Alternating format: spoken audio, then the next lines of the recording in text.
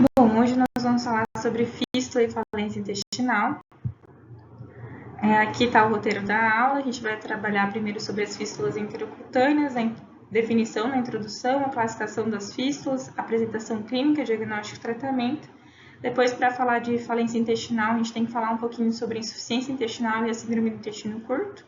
Depois da falência propriamente dita, com seu manejo e suporte. Fístulas enterocutâneas, então.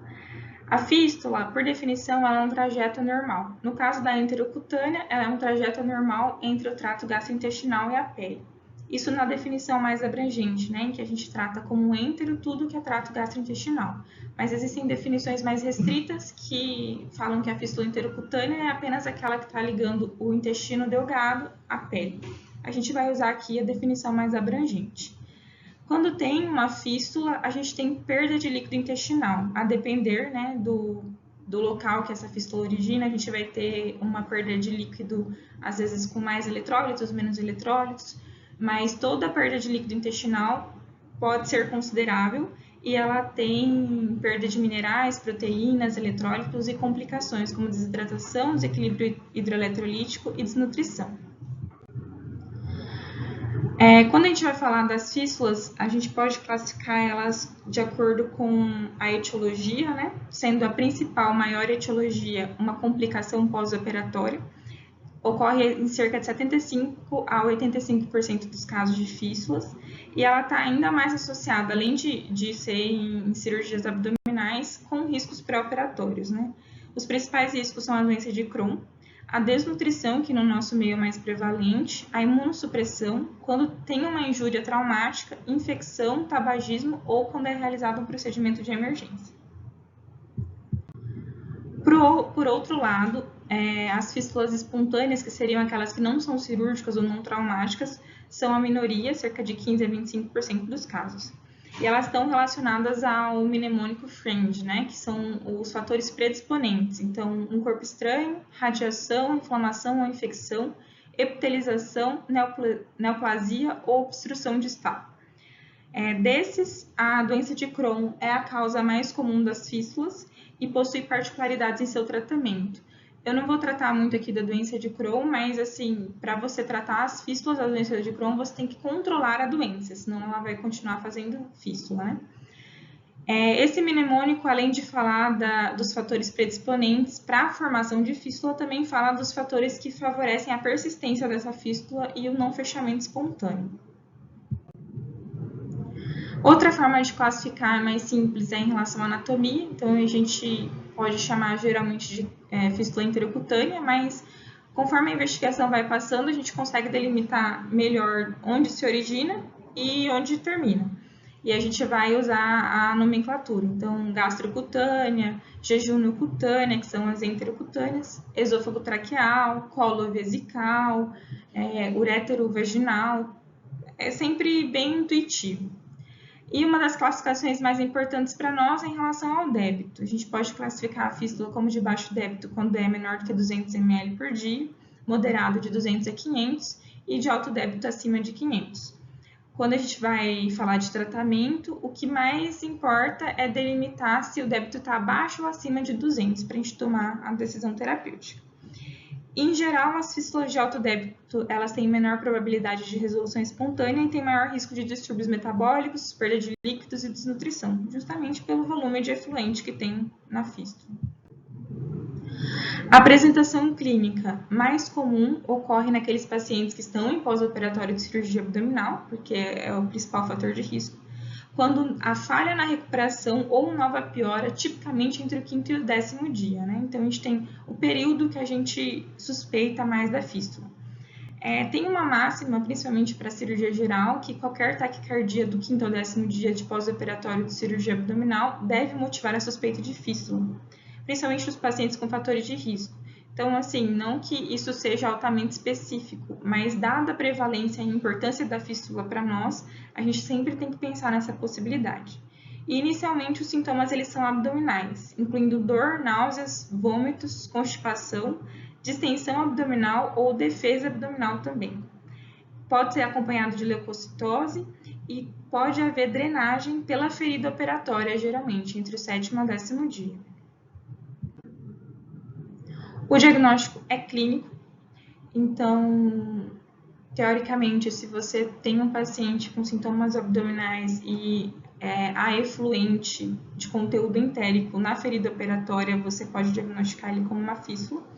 E a partir do momento que você faz o diagnóstico clínico ou é altamente suspeito, você tem que principalmente estabilizar esse paciente.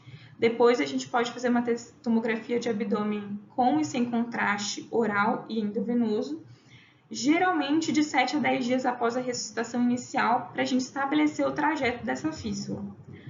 E além de estabelecer o trajeto, a gente consegue identificar complicações como abscessos, coleções e fatores que podem estar relacionados a não fechamento dessa fístula. Aqui na imagem a gente tem, na primeira aqui, uma coleção periesplênica com extravasamento de contraste oral e nível líquido. Na seta curva da B a gente tem também coleção subfrênica e com focos de pneumoperitônio. Como eu disse, a tomografia ela não só ajuda a delimitar a anatomia, mas também mostra complicações locais e que são de extrema importância porque se o paciente se tornar séptico por conta disso, pode delimitar uma intervenção cirúrgica mais precoce. Aqui a gente tem outra tomografia em que tem extravasamento de contraste extraluminal no bordo inferior do fígado e no peritônio, que a gente consegue ver aqui, principalmente pelas setas amarelas. Essa é uma outra imagem de tomografia, né, com um contraste oral que vazou pelo intestino delgado na pelve e depois comunicando para a pele. A gente consegue ver todos os cortes aqui. Quando a gente tem fístula pequena e de baixo débito, elas podem não aparecer nos exames de imagem, especialmente na tomografia e na ressonância, mas é possível identificá-las com a administração de corantes, como azul de metileno por via interal. E é bem mais simples, né? A presença de efluente corado confirma a presença da fístula quando a gente vê saindo pela ferida operatória. O tratamento, ele é trazido assim categoricamente em fases, né? Porque esses pacientes, eles geralmente têm múltiplos fatores de risco e eles não são pacientes que estão estáveis, na grande maioria das vezes. Então, seja pelas condições prévias que levaram ele à mesa de cirurgia, seja por conta da própria fístula e complicações, eles muito frequentemente se apresentam sépticos. E se não estão sépticos, no mínimo distúrbios de hidratação e de eletrólitos eles têm. Então, o inicial e o mais importante é focar nessa estabilização. Depois, como eu disse, de 7 a 10 dias, a gente pode fazer formas de investigar a anatomia dessa fístula, geralmente em conjunto com a equipe de cirurgia geral, e a partir daí tomar a decisão. Com esse paciente estável, é provável que ele feche essa fístula sozinho, ou a gente vai ter que planejar um tempo cirúrgico para ele. E aqui planejar que está mais importante, porque a maioria desses pacientes não está em um momento ótimo para ser operado. E se ele complicou com fístula uma primeira vez, a possibilidade dele complicar com fístula de novo é muito grande. E então, a partir daqui é mais em conversa com a cirurgia geral para poder planejar o melhor momento de operar, se for necessário. E em todos esses momentos, o que entra de muito importante é a nutrição. Porque sem a nutrição, esse paciente ele não vai cicatrizar a fístula, ele vai abrir mais ferida, ele vai aumentar o tempo de internação e se ele não estava séptico antes, a probabilidade dele se tornar séptico é muito grande. Aqui é um fluxograma que estabelece melhor isso que eu falei em tempos, né, para a gente poder organizar o nosso raciocínio. Então, vou colocar a apontadora aqui. A primeira coisa é perguntar, o paciente com uma alta probabilidade de fístula, né, o diagnóstico já feito, ele está séptico? Se ele estiver séptico, a gente tem que pensar nas complicações locais para foco infeccioso. Então, ele tem peritonite generalizada ou perfuração na imagem? Se sim, isso deve demandar geralmente uma intervenção cirúrgica.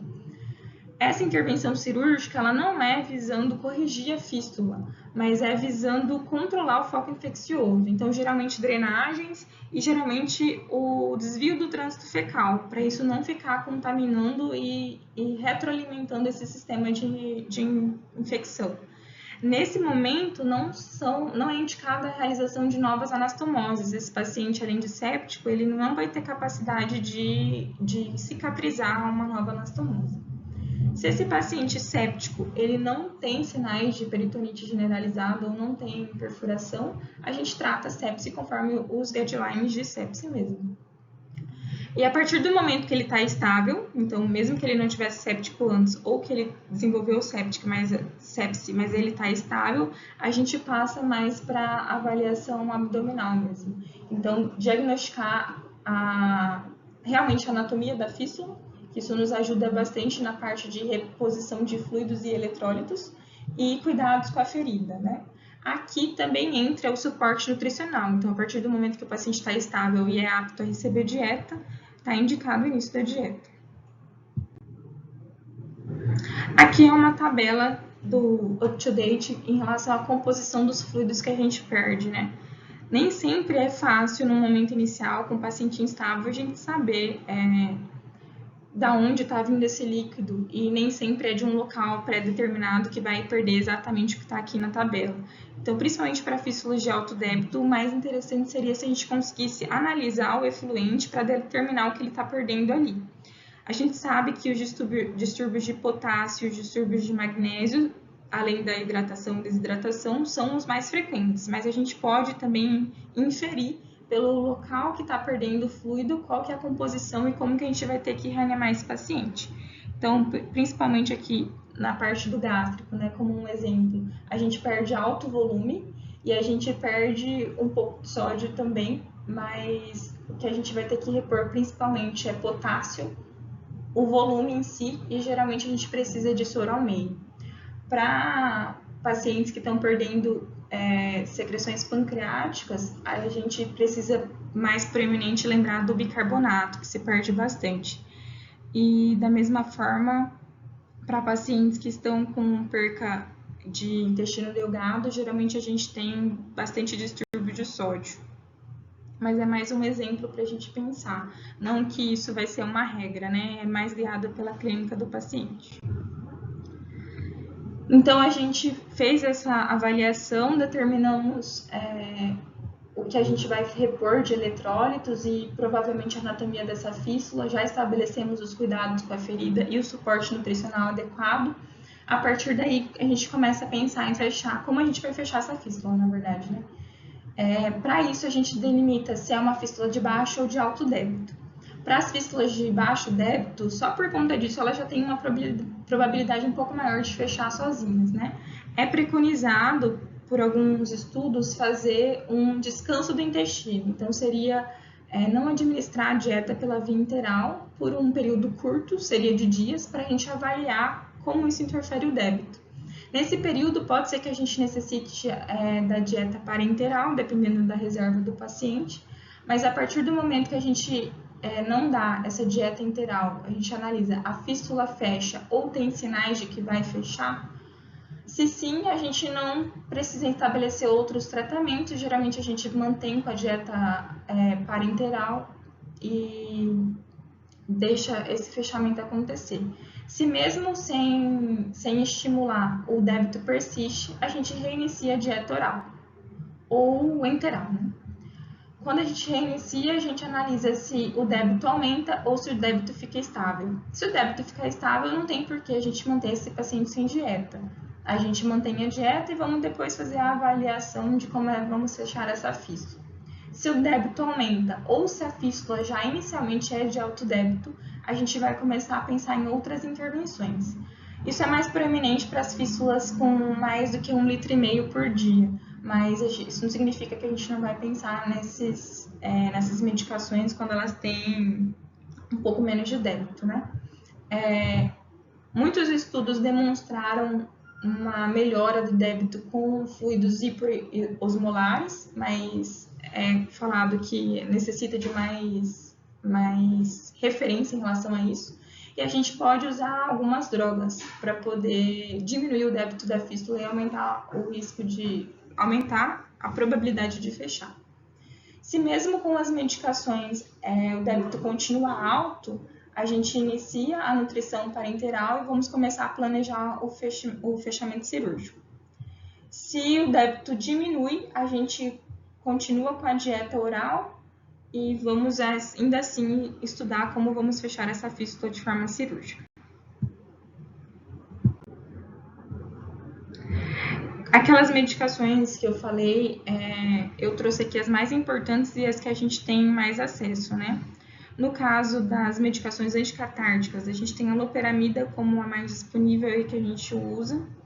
A loperamida ela é um agonista opioide que age nos receptores Mi, aqui foi o meio de digitação.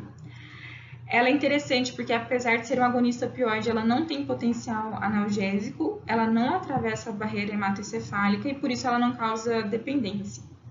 Ela reduz os movimentos peristálticos propulsivos e pode ser administrada até uma dose máxima de 16 mg. Ela tem um bom efeito.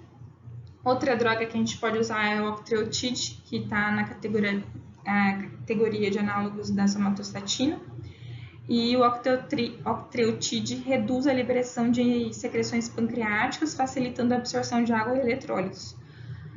O problema para usar ele na prática clínica é que tem uma curta meia-vida, então ele não costuma ter resultados tão bons quanto a loperamida. E a gente usa geralmente como adjuvantes, inibidores das bombas de prótons e antagonistas dos receptores de H2 como adjuvantes, porque diminuem a secreção ácida estomacal e auxiliam a gente a diminuir o débito da fístula. A partir daí, como eu disse, quando a gente começa a planejar o tratamento cirúrgico, né? Se porventura a fístula começa a fechar espontaneamente, começa a dar sinais de cicatrização, a gente não precisa adicionar mais nada ao tratamento, grande parte vai fechar sozinho. Só que se a fístula ela não tem alto débito e não tem sinais de que ela vai começar a cicatrizar, a gente indica, junto com a equipe de cirurgia, o tratamento cirúrgico, que pode ser por via endoscópica, pode ser por a via de preferência do cirurgião. Só que aqui a gente tem que sempre lembrar, não é uma coisa que a gente começa agora. O suporte nutricional que a gente começou desde o início do paciente, o tratamento da sepse, a otimização dos distúrbios hidroeletrolíticos, são o que também preparam o paciente para passar melhor por essa fase cirúrgica. Agora eu vou falar um pouco da síndrome do intestino curto, insuficiência e falência intestinal, só que não vou deixar de falar da fístula, porque ela é uma das principais causas, como a gente vai ver, dessas 3 patologias. A síndrome do intestino curto é um estado clínico de má absorção secundário à perda de superfície da mucosa funcionante. Então, não precisa ser só anatômico, pode ser uma perda fisiológica. Isso pode acontecer nas ressecções cirúrgicas, principalmente as de grande monta, quando há derivações do trato intestinal, e aqui entram as fístulas como um dos principais agentes, ou perda das células mucosas por infecção, isquemia, rádio ou quimioterapia. A insuficiência intestinal é quando qualquer uma dessas causas leva à dificuldade da absorção, que pode ser compensada por hiperfagia e por alterações estruturais ou metabólicas do intestino. Eu trouxe essa definição principalmente para dizer assim, a insuficiência intestinal é quando a gente tem essa dificuldade de absorção, a gente começa a ficar depletado. Mas quando essa dificuldade de absorção é tanta que a gente precisa entrar com a nutrição parenteral, a gente tem uma falência intestinal. Então, a função intestinal está abaixo do mínimo necessário para a gente manter qualquer absorção de água, eletrólitos e ou macronutrientes, e seria incompatível com a vida se a gente não estabelecesse uma outra via de nutrição. Ela pode ser subdividida em 3 tipos. A tipo 1 é aguda, de curto prazo e geralmente autolimitada. A tipo 2 é uma aguda prolongada, geralmente em pacientes que estão metabolicamente instáveis, requerendo suplementação por semanas ou meses. E a tipo 3, ela já é a condição crônica, em pacientes que estão estáveis, geralmente, que requerem essa suplementação por meses a anos. E ela, mesmo sendo crônica, ela pode ainda ser reversível. A tipo 1 e o tipo 2 compõem o espectro de falência intestinal aguda e geralmente na nossa prática é o que a gente tem mais prevalente, né? A tipo 1, ela é comum e de curta duração, geralmente acomete 15% dos pacientes em pós-operatório de cirurgia abdominal ou que estão em doenças graves. Então, por qualquer condição transitória, o paciente não está absorvendo e isso retorna muito rápido com a resolução do quadro inicial. Geralmente não necessita de nenhuma intervenção ou de pouca intervenção específica. Já a tipo 2, ela é uma condição clínica mais incomum, acompanhada de complicações sépticas, metabólicas e nutricionais. Aqui que entra o que a gente estava conversando. Ela geralmente é consequência de trauma, de uma condição aguda que envolve enterectomia, como vulva, hernia estrangulada, qualquer coisa que precisa fazer uma ostomia. E complicações de cirurgia abdominal, que geralmente são as fístulas. O tipo 2 são pacientes que precisam de assistência multidisciplinar e com a terapêutica ela pode resultar em recuperação completa, quando o problema é mais fisiológico e não anatômico. Pode resultar em nutrição enteral prolongada, ou até mesmo parenteral, ou ela pode evoluir para o tipo 3, que é a condição crônica. Os pacientes típicos da falência intestinal, e principalmente do tipo 2, são aqueles com fístula de alto débito ou aqueles que têm enterostomia e que apresentam sepse e problemas associados à síndrome do intestino curto. Quando a gente fala em síndrome do intestino curto, né, as complicações de absorção relacionada à diminuição do comprimento intestinal, a gente tem que entender que o local da ressecção influencia no tamanho necessário de intestino. O ilho, por exemplo, quando ressecado, ele leva a consequências nutricionais mais importantes do que se a gente comparar com o jejum. O ilho ele tem uma função mais única, ele absorve mais coisas que só ele consegue, como sais biliares, gordura e vitamina B12. E ele tem menos capacidade adaptativa quando sobra pequenos comprimentos, né? O cólon, por sua vez, ele tem mais importância quando ele regula o esvaziamento gástrico. Por isso que quando a gente tem grandes ressecções do cólon, a gente pode ter fístulas de alto débito. Além disso, ele tem uma absorção grande de fluidos e isso pode influenciar, geralmente influencia no estado volêmico do paciente. Dessa forma, a gente tem que o comprimento mínimo necessário para os pacientes com anastomose, por exemplo, jejum ileal, é de 35 centímetros. Os pacientes com anastomose jejuno-cólica é de 60 centímetros e nos pacientes com jejunostomia terminal é de pelo menos 115 centímetros. A questão do comprimento é mais em relação para curiosidade, né, que é uma coisa fácil de consultar, mas para a gente lembrar que não é um tamanho fixo, depende da função que aquela parte intestinal tem. E o manejo da falência intestinal, ele não é um manejo único, específico. Ele é principalmente da condição subjacente que levou o paciente a isso. Medidas comuns existem para poder tratar todas as partes, principalmente pensando que a maioria é por fístula. E aqui, apesar de os guidelines trazerem um outro mnemônico, né, para a gente pensar no tratamento, nada mais é do que aquilo que a gente já discutiu na parte do fluxograma. Então, em primeiro lugar, controlar a sepse, seja porque a sepse pode ser o que está causando a falência intestinal ou a insuficiência intestinal, seja porque esses pacientes são pacientes com fístula ou com enterostomia, tem outras complicações abdominais que podem levar à sepse. Depois, a gente tem que optimizar o status nutricional, fazer os cuidados com a ferida, definir a anatomia da fístula, decidir se vai ser necessária a cirurgia, qual vai ser o melhor momento de operar e como vai ser operado. Todos esses pontos foram pontos que a gente já tratou no fluxograma, mas eu queria trazer de uma forma um pouco mais detalhada o suporte nutricional. Então, em primeiro lugar, a gente tem que avaliar o status funcional nutricional prévio, né? Antes desse paciente ter tido que operar e como ele chegou para a gente, para definir as metas nutricionais de uma forma mais individualizada. Até naquela parte que a gente tem que decidir se o paciente consegue ficar em jejum, a gente tem que iniciar a nutrição parenteral precoce, a gente pode tentar uma nutrição enteral. Para definir essas metas, a calorimetria indireta é o método de escolha, seria o que a gente, idealmente, se tiver disponível, a gente tem que guiar. Mas se tiver indisponível, a gente pode pensar que os pacientes, principalmente aqueles com fístula de alto débito, teriam uma necessidade mínima de 25 a 35 quilocalorias por dia e de proteínas de 1,5 gramas por quilo por dia. Mesmo para aqueles pacientes que estão sépticos, a gente pode inferir que as necessidades diárias elas não vão ultrapassar muito isso. Então, seria uma meta viável para todos os pacientes, se for possível, né, iniciar a dieta. Todos os micronutrientes e eletrólitos eles devem ser administrados desde o início da alimentação e ter cuidado redobrado com a síndrome de realimentação. Geralmente, esses pacientes são pacientes que passam por um jejum prolongado, além de terem um status nutricional prévio geralmente ruim. Havia, nesse momento, principalmente nos pacientes com falência já intestinal, a gente tem que pensar que a MPT representa a principal opção, só que ela não necessariamente vai estar sozinha, não é porque o paciente está com fístula, como a gente já falou anteriormente, que a gente não vai dar a dieta integral.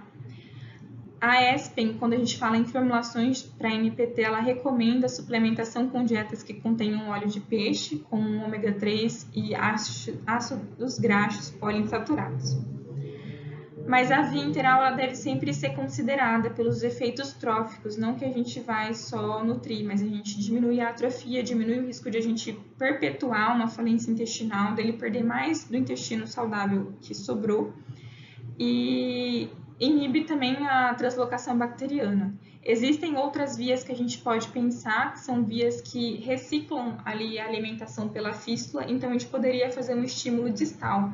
Às vezes também não pensando em nutrição para esse paciente, mas pensando em manter esse intestino viável e no futuro, quando ele for ter uma forma melhor para poder passar por uma cirurgia, a gente conseguir restabelecer o trânsito.